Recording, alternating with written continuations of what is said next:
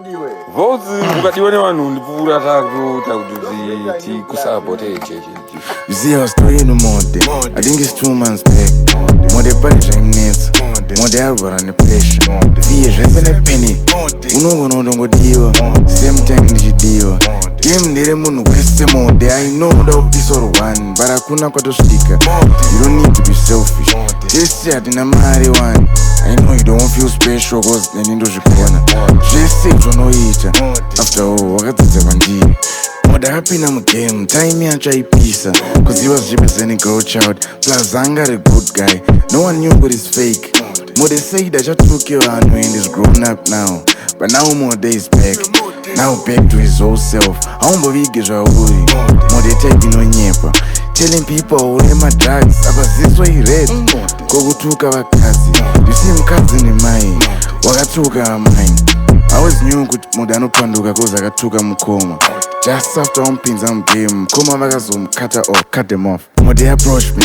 Hands let's join forces. Ngatisaite zvebeef cause takambonetsana kare.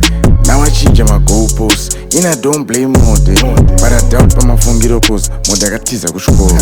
Akarowa school fees. Achitenga 2 keys. I don't blame Modhe, but I doubt pamafungiro cause Modhe akatiza kuchikoro. Akarowa school fees. Achitenga 2 keys. Painful.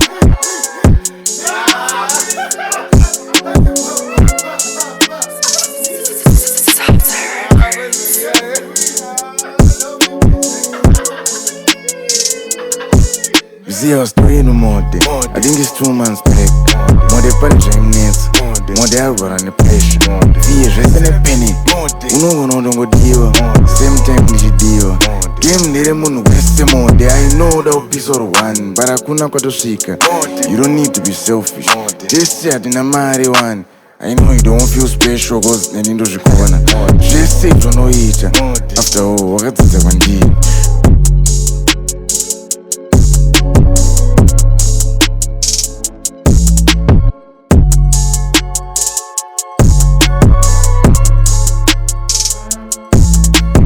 Jax on the track.